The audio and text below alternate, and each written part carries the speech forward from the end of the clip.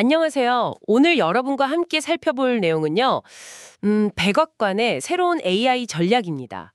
최근에 나온 자료들을 보면 미국 AI 정책 방향이 뭐랄까 안전이나 신뢰보다는 속도 그리고 지배력 쪽으로 크게 바뀐 것 같아요. 이 중요한 변화, 그 내용과 의미를 한번 깊이 파헤쳐 보겠습니다. 가장 먼저 눈에 띄는 건 역시 기존에 안전하고 신뢰할 수 있는 AI, 이걸 강조했던 행정명령, 그 141105였죠? 그걸 폐기했다는 점이에요. 그리고 미국 AI 리더십의 장벽 제거라는 새로운 기조, 행정명령 141795를 내세웠다는 거고요. 네, 맞습니다. 이게 그냥 정책을 살짝 바꾼 게 아니고요.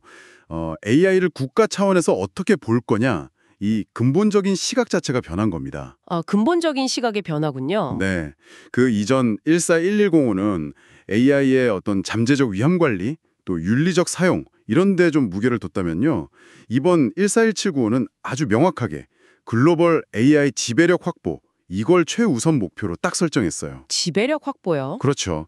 그러니까 AI 이슈를 국내 규제 문제에서 완전히 글로벌 경쟁, 특히 이제 중국과의 기술 패권 다툼 이런 관점으로 재정의한 거죠. 그렇군요. 그 배경에는 뭐 기술 현실주의나 국가주의 같은 특정 이념이 좀 반영됐다는 분석도 있더라고요. 네, 그런 시각도 있습니다.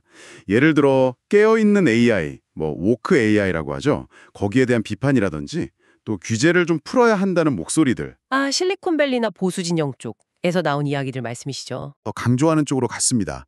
규제를 좀 풀어서라도 하여튼 빨리 기술 우위를 잡자. 이런 목소리가 힘을 얻은 결과로 볼 수 있겠죠. 네, 알겠습니다. 이런 새로운 방향성을 구체화한 게 바로 미국 AI 실행 계획이라고 하던데요. 이게 크게 세 가지 축으로 나뉜다고요. 그렇습니다. 혁신 가속화, 그리고 인프라 구축, 마지막으로 국제 외교 및 안보 리더십, 이 세 가지인데요. 네. 이게 그냥 따로따로가 아니라 서로 아주 긴밀하게 맞물려서 돌아가는 뭐랄까 하나의 큰 그림으로 봐야 합니다. 서로 연결되어 있군요. 네, 첫째, 혁신 가속화는 뭐 규제 완화라든지 아니면 정부가 AI를 살 때 특정 요건, 예를 들면 아까 말한 이념적 중립성 같은 걸 요구하는 거죠. 오픈소스 장려도 있고요. 이런 식으로 기업들이 정부가 원하는 방향으로 혁신하도록 좀 유도하는 겁니다. 유도를 한다. 그럼 두 번째 축인 인프라 구축은요? 인프라 구축. 이게 재밌는데요. 이렇게 막 혁신을 하려면 데이터 센터나 반도체 공장 같은 게 엄청 필요하잖아요. 그렇죠. 기반 시설이 중요하죠. 네, 이걸 정부가 직접 짓는 게 아니라 규제를 풀어주고 뭐 부지를 알선해주는 대신에 민간 기업들이 막대한 돈을 투자해서 짓게 만드는 구조예요.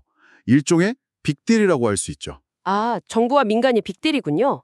그럼 마지막 세 번째 축은 국제 외교랑 안보 쪽인가요? 맞습니다. 이렇게 해서 확보한 기술력을 바탕으로 동맹국들한테는 미국 기술을 수출해서 우리 편으로 묶는 거죠. 기술 블록을 형성하고요. 반대로 경쟁국, 특히 중국 같은 곳에는 강력한 수출 통제로 기술 접근을 막아버리는 겁니다. 안보 차원의 전략이죠. 듣고 보니 굉장히 뭐랄까 공격적이면서도 좀 치밀한 전략이라는 생각이 드는데요. 네, 그렇죠. 근데 그 민간 투자를 활용한 인프라 구축 과정에서 혹시 뭐 환경 문제라던가 아니면 전력 비용 상승 같은 부작용은 좀 고려가 덜 될 수도 있겠네요.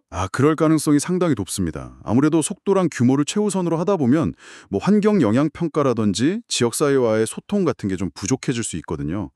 당장의 어떤 경제적, 안보적 이익이 장기적인 환경 비용이나 사회적 갈등보다 더 중요하게 여겨질 수 있는 그런 구조인 거죠. 그렇군요.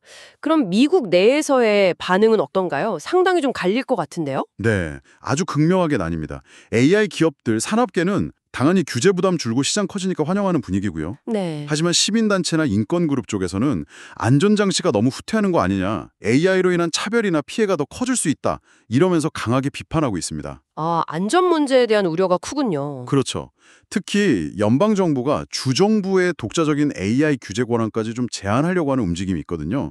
이것도 아주 큰 논란거리입니다. 연방정부랑 주정부 간의 갈등 소지도 있겠네요? 네, 이게 결국 경제 안보 목표랑 시민권 보호라는 가치가 좀 충돌하는 지점인데 앞으로 법적 분쟁으로 이어질 가능성도 꽤 크다고 봅니다. 그럼 국제적으로는 어떤 영향을 예상해 볼 수 있을까요?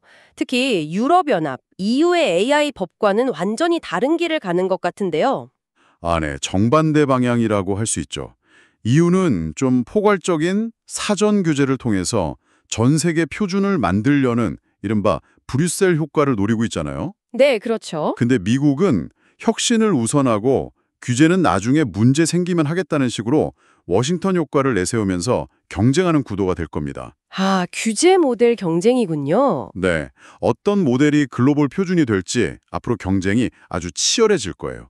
그리고 중국과의 기술 경쟁은 더 노골적인 제로섬 양상이 될 가능성이 높고요. 우리 한국 같은 동맹국들 입장에서는 미국의 첨단 기술에 접근할 기회를 얻는 동시에 또 미국의 어떤 강력한 통제나 미중 갈등 심화 사이에서 상당히 좀 어려운 외교적 줄타기를 해야 하는 그런 상황에 놓이게 될 겁니다. 참 복잡한 상황이네요. 종합해보면 미국의 새로운 AI 전략은 기술 패권 확보가 곧 국가의 생존과 번영을 보장한다는 아주 강한 믿음 아래서 속도와 지배력에 거의 모든 걸 거는 굉장히 대담한 배팅이다. 이렇게 볼 수 있겠군요. 네, 정확하게 보셨습니다. AI를 더 이상 관리해야 할 어떤 위험 요소로 보는 게 아니라 지정학적 경쟁의 승패를 가를 결정적인 무기로 보는 거죠. 관점 자체가 완전히 바뀐 겁니다. 이 전략은 앞으로 AI 기술 발전 방향뿐만 아니라 규제 철학, 국제 질서, 그리고 더 나아가서 기술과 우리 사회의 관계 전반에 걸쳐서 아주 근본적인 질문들을 던지고 있다고 생각합니다. 네. 이 야심찬 계획이 과연 성공할지, 그리고 그 결과가 앞으로 글로벌 기술 지형을 또 어떻게 바꿔놓을지 정말 주목해서 지켜봐야 할 것 같습니다.